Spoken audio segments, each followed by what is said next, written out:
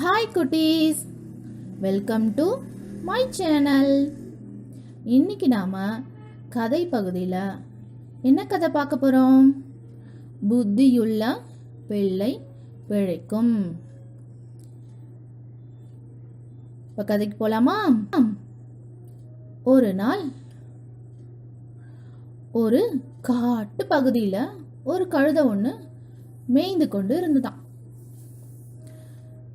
ரொம்ப நேரமா அந்த கழுதை மேய்ஞ்சிட்டு இருந்ததை கவனித்த ஒரு ஓநாய் அதை அடித்து தின்னும் நோக்கத்துடன் அதன் மீது வேகமா பாய்ந்துதான். தனக்கு வந்த ஆபத்தை கண்டு பயந்து விட்டதான் கழுதை. ஓநாயை எதிர்த்து சண்டை போடுறது ரொம்ப கஷ்டமான காரியம்ல. அதனால ஏதாவது ஒரு தந்திரம் செய்துதான் ஓநாயை சமாளிக்க வேண்டியதை தீர்மானித்துதான். ஓநாயின் பாய்ச்சலின் போது என்ன பண்ணிச்சான்? கொஞ்சம் விலகி கொண்டுதான். உடனே அதுகிட்ட சொன்னதான், ஓநாயாரே, உம்முடைய வலிமையின் முன்னால் நான் எம்மாத்திரம்? நான் இன்று உமக்கு இரையாக போவது உறுதிதான். இதை யாராலும் தடுக்க முடியாது. நானும் உமக்கு இரையாக தயாராகத்தான் இருக்கிறேன். அதற்கு முன்னால் நான் சொல்றத கொஞ்சம் நீங்க தயவு செய்து கேட்க வேண்டும் என ரொம்ப வேண்டி கேட்டுக்கொண்டுதான். உடனே ஓனச்சான் பயங்கரமா உரிமிட்டே, நீ என்ன சொல்ல விரும்பினாயோ அதை சீக்கிரம் சொல் அப்படின்னு சொல்லிச்சான். உடனே கழுத சொல்லித்தான், ஓனாயாரே, என் காலில் பெரிய முள் ஒன்று குத்தி விட்டது. முள்ளை எடுக்க நான் எவ்வளவோ முயற்சி செய்தும் முடியவே இல்லை.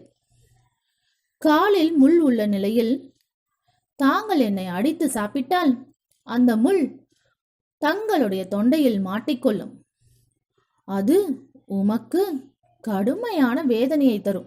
அது மட்டும் இல்ல, உங்களுடைய உயிரையும் வாங்கிவிடும். அதனால் தயவு செய்து முதலில் என் காலில் இருக்கும் முள்ளை எடுத்துவிடு. அதன் பிறகு நீ என்னை அடித்து தின்பதில் எனக்கு எந்த ஆட்சேபனையும் இல்லை அப்படின்னு கழுதை சொல்லிச்சான். ஏமா பண்ணிச்சான்? இதுக்கு ஒத்துட்டதான். கழுதை தனது பின்னங்கால்களை திருப்பி காண்பித்தது. ஓநாய் கழுதையின் பின்னங்கால்களில் முள் இருக்கிறதா என்று தேடும் வேளையில் அந்த சந்தர்ப்பத்தை பயன்படுத்தி கழுதை என்ன பண்ணித்தான்? பின்னங்கால்களால் ஓநாயை பலமாக ஒரு உதை விட்டதாம். கழுதையின் உதை தாங்க முடியாமல் ஓநாய் துடிச்சு சரிஞ்சு போனதாம். அந்த சந்தர்ப்பத்தை பயன்படுத்தி கழுதை என்ன பண்ணித்து? வேகமா அந்த இடத்த விட்டு தப்பித்தோம் பிழைத்தோன்னு ஓடியே போயிடுச்சான். இதுதான் புத்தியுள்ள பிள்ளை பிழைக்கும். கழுதை நல்லா யோசிச்சு இது மாதிரி ஒரு விஷயத்த சொன்னதுனால அது ஓநாயோட இரையாகாம தந்திரமா தப்பித்து போய்விட்டது.